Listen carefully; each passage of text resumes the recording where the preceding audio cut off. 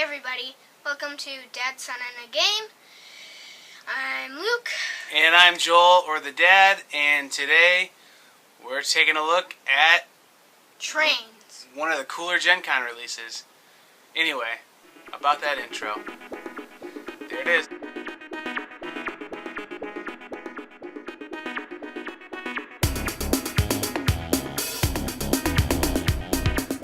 Okay guys, Trains is a deck builder that uses the deck to do something that I'm not familiar with any other deck builder doing. It builds a route where you get victory points by building stations and cities. It's almost like Dominion / Ticket to Ride. Yeah, I don't get the Ticket to Ride connection that much, but I guess the route building thing is kind of there. And it does have a lot of parallels with Dominion in the deck, how the deck is valued in the cards, what they do. But anyway, to get a better idea of it, let's just take a look at how it's played now. Trains is a hybrid game, I'm going to call it. And what I mean by that is it has a couple mechanics to it. So, I don't know if you know what a deck builder is or not if you're watching this video, but I'm going to explain what a deck builder is really quick, because half this game is a deck building game. So what a deck building game is you have several piles of cards out. And the piles of cards that you pick come half from the book telling you you have base cards that always get played with, and half from what they call a randomizer deck, which is where you would randomly pick cards that were shuffled together to decide what's going to go in your deck. So this isn't even all the cards that would go out in a normal deck builder. But this is some of the base cards and a couple of the options that would happen in a game. Let's go ahead and put another one of these out here, or two. And then there would be some of these piles of yellow cards too. I only have one of them out, but there would be piles of those yellow cards out there as well. And so what happens is I buy these cards. The way how a basic deck builder works is I start off with a starting deck. So this would be, let's say my starting deck is right here. I would shuffle these cards up and draw the predetermined amount of cards that they say that you draw. And then I would use those cards to do things, to buy more cards for my deck. So, an example of a turn in a deck builder would be, I drew my 5 cards here.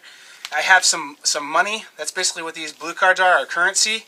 And that allows me to buy more cards. So I have some currency cards that came up in my hands. That's all that came up. And I would have, 1, 3, 1, 1, 1, and 1. But actually 2 because of the text here. I have about 10 money. So I would be able to buy, not quite 10 money, but I'd be able to buy some cards. So the red numbers here on these cards are the costs. So I would buy that card for 5 and this one for 3. And so I bought those cards using these cards that came up in my hand, the money cards. And that's how a basic deck builder works. If you really want to know more about a deck builder, look up a game called Dominion. It's kind of the touchstone of all deck building games. And that's why this game gets compared to Dominion sometimes. So I would take those cards that I drew in my hand from my deck here, and I would discard them. And then I would also add the cards I just bought to my discard pile. Now, if you aren't familiar with a deck building game, you're immediately going to say, why did you discard the cards you just bought? Well, because it'll make sense hopefully here in a second. So I draw more cards from my pile, and then I do more things. I buy a couple more cards here with the cards that I just drew and put them in my discard pile. And now my draw pile is exhausted. So what I do is I take my discard pile, I shuffle it all back together, and then I draw more cards. So as I'm going through my deck of cards, I add more to it every time. That's why the term deck builder works there. So this game is half deck builder. And the way how the deck building part works is that there are basically some action cards. These green cards have to do with how you lay terrain cards onto the board, but we'll get into that a little more later. This purple one builds stations. These yellow cards are victory point cards that all they do is give you victory points. These waste cards are bloat that take up space in your hand and do nothing for you and come as a result of things that you do on the board. And the blue cards are currency, or money cards basically. So I'm going to go ahead and put these cards to the side so you guys can see the board now and understand how to play the game a little more the second half. So the first half is a deck building mechanic though, where we just build a deck of cards in our hand and we use those cards to accomplish a route building game, which is the second half of this game. A route building game, while I'm putting this away and explaining that, is a game where you would use, here's the board. We'll get back to the route building thing here in a second. The board is a really nice two-sided board, so that it will help add to the replay value of the game. But the board's pretty nice looking, very clean. what a route building game is where you would have a specific color that you're assigned to. So let's say I was the red player. I would find a starting spot, and then I would build off of that starting spot, going into different objectives to score points. And that's essentially what happens in this game as well. The theme is that we're building a train line across the Japanese countryside, and wherever these colored hexes are is where we can build stations. And the more places we can build stations, the more value our train line has, and that's how we win the game. That's how we end up being the best player at the end and winning. So I have my deck of cards, and I keep buying more cards. And I mentioned already that 2 of the cards are going to help us lay things down, lay down tracks, different places. These cubes represent tracks that we're laying for where our train can go. And the main one is a lay rails card. You start off with a couple of these cards in your base deck, and the same money we use to buy cards, we're going to use to help lay train tracks too. So I get a lay rails card in my hand when I drew my cards. I can put down cubes on the board, but that's only if I can pay for them. So this big blank tile right here that has nothing in it at all, it's just a blank light green tile, costs nothing to build into. So that would cost just a lay rails card being laid down. However, every time, I talked a little bit about waste earlier, every time I lay rails or I build a station, which these little white guys here are stations, every time I do those 2 things, I take a waste card and put it into my deck. And these waste cards have no redeeming value of any essence at all. The only time they can ever do anything for me is certain train cards allow me to, when I discard cards or when I put those cards back into the pile of waste from my deck, allow me to get 1 money. But other than that, they just take up a spot. So when I draw 5 cards, if I have 3 waste in my hand, I really only have 2 cards because these waste do nothing. So the waste is just kind of a side effect of building, and it's kind of cool thematically because I'm sure that when you build, getting rid of your waste and cleanup is a big part of the cost that has to be figured on doing things like this. So as I'm playing this game, I'm going to say that when I start off, I'm not going to say this is how it works. When I start off, however many players are playing get a starting point. So yellow's going to start right here, and I'm going to start right here as red. And so we're playing through our game. Our decks get built stronger and stronger, and I build into this city. And I started talking about the cost of going into a town, and I talked about how this is free, but I have to take a waste whenever I build something. When I build into a city or an area that has stations, it will cost me 1. It will cost me 1 no matter if that city is empty. Actually, it will cost 1 when the city is empty. Let's just say that. If I build into these darker green squares, those are considered to be mountainous areas. Those will cost me 2 of my currency that I used to buy cards. The same currency will be used that same money will be used to build here. If I build across a river, that costs me 1. Just a base cost of 1. And if I build into these star hexes, which I'll talk a little more about in a minute, that costs me whatever the number in that star is. So if I built into this one with a 2 in it, you guessed it, it would cost me 2 money. Now things get more expensive as we keep building. So let's say, and I know you probably couldn't totally play the game yet at this point, but let's say I'm building my route here, and these little dividers mean I can't go through that, so I have to go around to get into this town. And then yellow wants to come and build where I've already built at. Well, if I'm just here, my cube's already here, they have an additional cost of 1 extra because of my cube being there. But as we talked about earlier, this is an area where stations can be built. So they have an additional cost of 1 because I'm there, plus the original cost of 1. So it would cost them 2 to go here. And then we already talked about how you have to take a waste when you build something. If someone else is already there, you have to take an additional waste. So then there's 2 wastes that he has to take. So going into my area that I already populated is going to be pretty costly for him.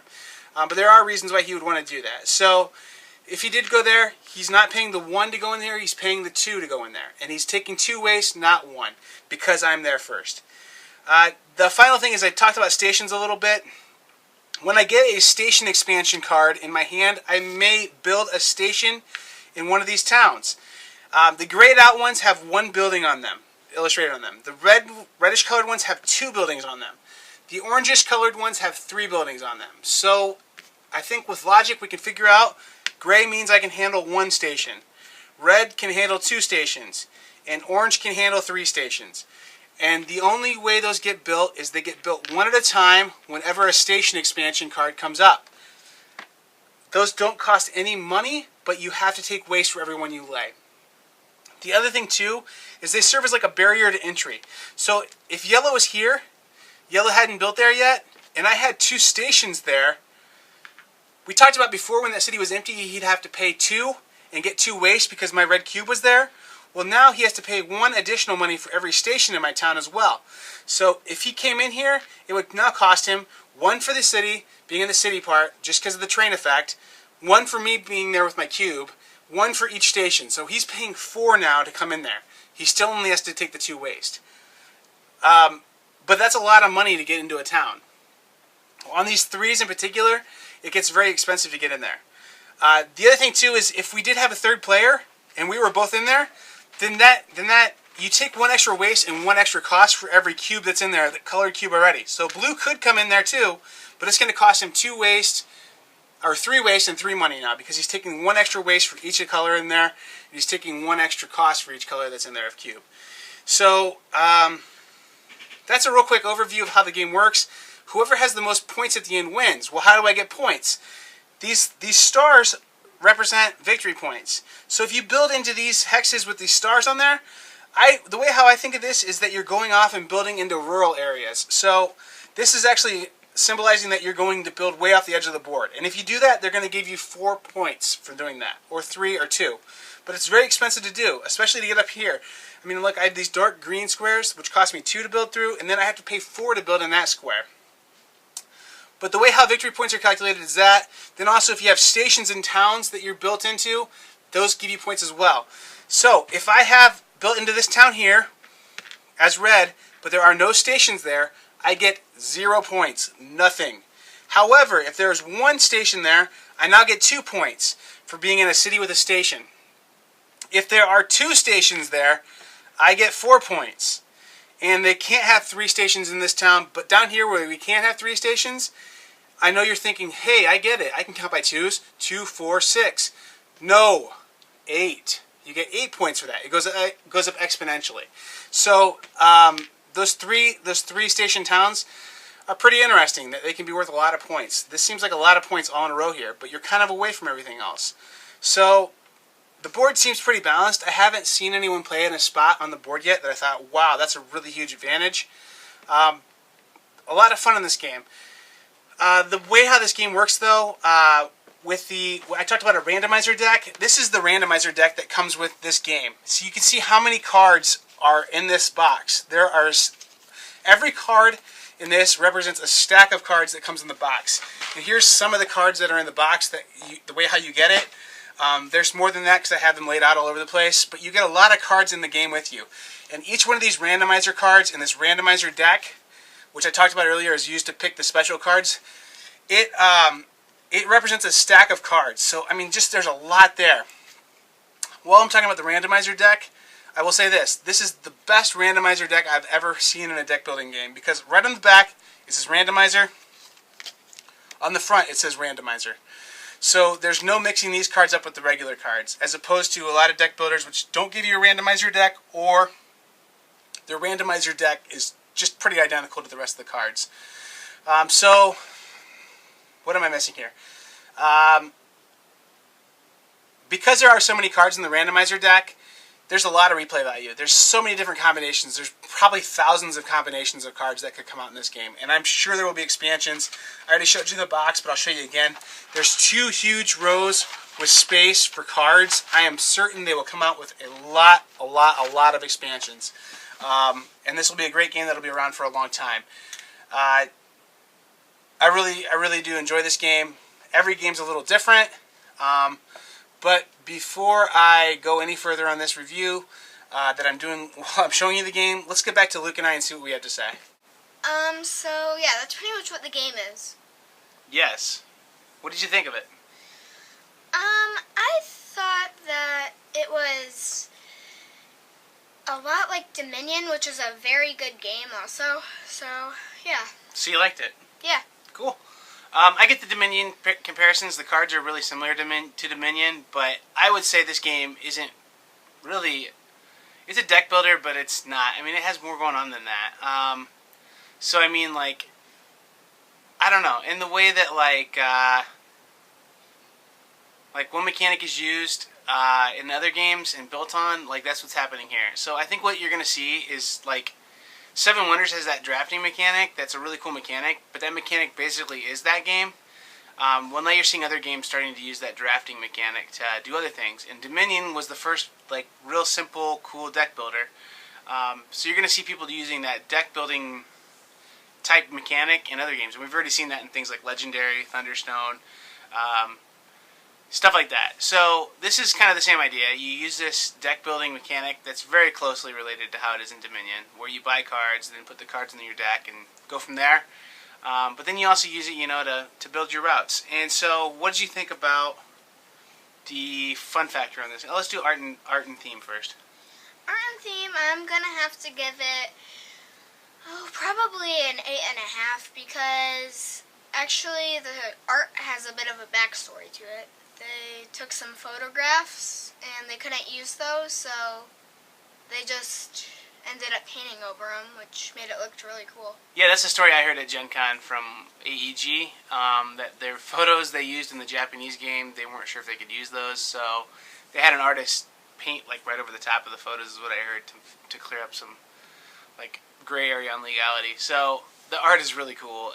It's like photorealistic paintings on some of the cards. So I definitely like the art. The theme is cool too, that you're building a bullet train system across a city or a region of the country. Is really awesome too. I like that a lot. I mean, I'm not sure how thematically it works to be like, I guess there's really not a story to it, but it's just kind of cool that you're building a route, and the more stations you get, and the more places, the better off you do. I mean, like, I guess the theme doesn't relate horribly to the game, but it's pretty cool. Yeah. So, what'd you give it number-wise? 8.5. 8.5. Art and theme for me, I'm going to give an 8 as well, because the art is awesome, and the theme isn't totally artificial. I mean, you're building a route. That's pretty cool. And you're building an engine to make your routes better. And I like the fact that you have to take the waste on. That's pretty cool, too. It's like Wounds in Legendary. Yeah, it's a lot like Wounds in Legendary. But it's like, it makes sense thematically that if you're gonna build a train, if you're gonna build a train track or lay train tracks, there's going to be waste, and you're going to have to think about economic ways about how that impacts your company. So, I mean, that's kind of cool that they take that into account in this game. So the fun factor. Fun factor, I'm going to have to give it a 7.5 because pretty usual fun. Yeah. So pretty good fun, but nothing super awesome about it. No. This game's weird to rate the fun on because you get the randomizer deck, and that's one of the cooler parts of this game. It's how the randomizer deck comes, like, pre-printed with randomizer on it, and you know that your deck is the randomizer deck. I know Dominion has the different color, the different backs on the randomizer cards, but these say randomizer right on them. And, like, Legendary doesn't come with any randomizer cards, so, I mean, it's really cool they included those in this game. But the reason why that matters for the fun, yeah, I lost my own train of thought there. The reason why that matters for fun is because every time you play with a different set of cards. So sometimes you play with a set of cards that is really fun, and they play together well, and it's super cool. Other times you play, and you're like, man, this is very, like...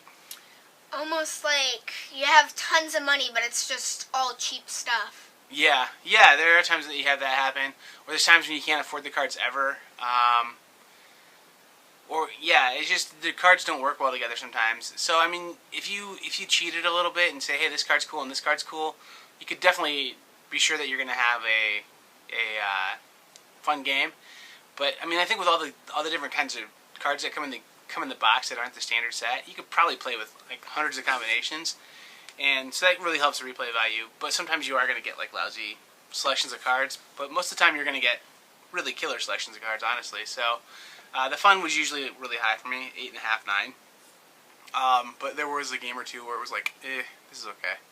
And the danger on that too is the first time you expose someone to this game, and you have those cards that are like okay, it can end up with them being like, yeah, it's an okay game. So it's something that you have to play a few times to really get a feel for if you like it or not, or how much fun it is. So yeah, I'm gonna have to give it a. That's what Luke says every time. I'm gonna have to give it a 8. So that's my fun rating.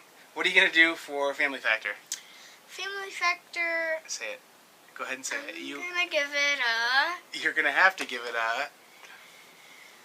Probably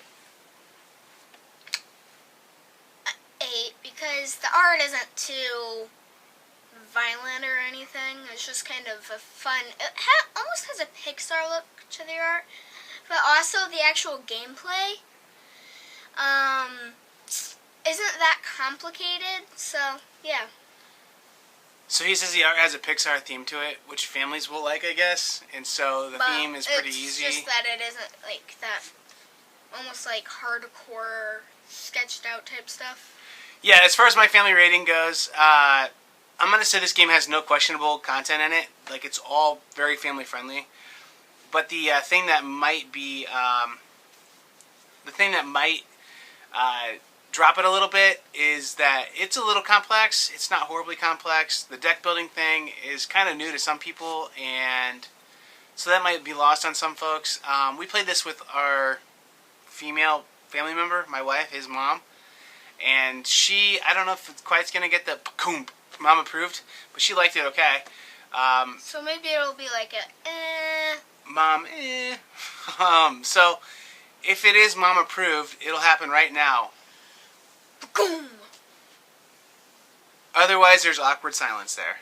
So, at any rate, I did get her to play this game, and she thought it was okay, I think, at least. So, and that was her only playing it once, and I think to really get this game, you have to play it more than once. So, that's that. My family rating on this is going to be an 8, just because the complexity is a little higher, and the theme might not be totally universal in appeal, but it's a really good game. Overall rating. Overall, I'm gonna have to give the game a 7 3/4. I did a 3/4 last time too. So 7 3/4. So that puts it above what games that we've reviewed so far? I can't exactly remember. I know it's. Yeah. Okay. Well, he gives it a 7 3/4. I would say this game gets a 8.5 from me. It's a really good game. Very solid. Very fun. Why I like it is because it takes a deck builder, which I like deck building elements. I remember the first time I played Dominion, I thought, whoa, what a cool way to play a game. That you're going to shuffle these cards together and that what you're buying will be used to buy future cards. And eventually I'm going to buy up these bits of land and win. But I remember thinking, man, I wish Dominion had combat in it, or I wish it had, you're getting geared up to do something. With the Matilla? Does that mean militia? Yeah, militia. The Matilla. Watch out for the Matilla! Anyway, the Matilla in Dominion isn't very powerful either. I mean, it makes you have to discard some cards. But I wanted to attack each other and have like area control and stuff like that, because the theme is so cool in Dominion, like that era of like feudality and things like that.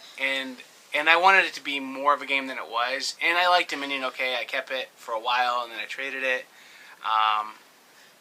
And I'll still play it if my friends have it. I wish you didn't trade it. You like that game? Yes. Maybe we'll pick it up. At any rate, Dominion, there are a lot of parallels in this game to Dominion, and Dominion's a good game. But then also it has the... I don't know. I don't know how...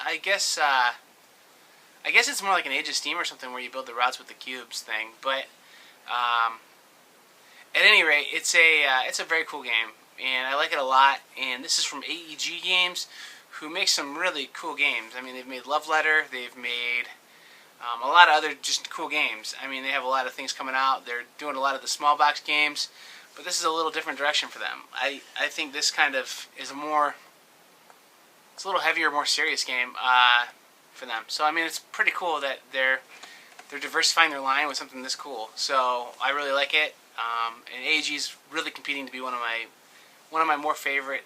More favorite, is that a thing? Better than favoriter. More favorite games that being one of my more favorite card game and board game companies. I think that's a thing. That's a thing. More favorite or favoriter? More favorite. More favorite. So anyway, rambling long enough now, I think. Trains, very cool game. The things that I like about it are the mechanics, the art, the theme's okay, it kind of works. The only thing I don't like about it is that you can end up with a lousy game if you don't have the right cards come up. But that was true with a lot of these other games, like Legendary and like Dominion. If you pick the wrong combinations of cards, it's going to be rough. So that's about it for us in Trains. Hope you enjoyed this, and I hope you have enough information about this game that you can give it some thought about if you want to buy it or not. Make sure you can check us out at dadsonandgame.com or facebook.com/dadsonandgame, or email us at dsg.fellas@gmail.com. Anything else?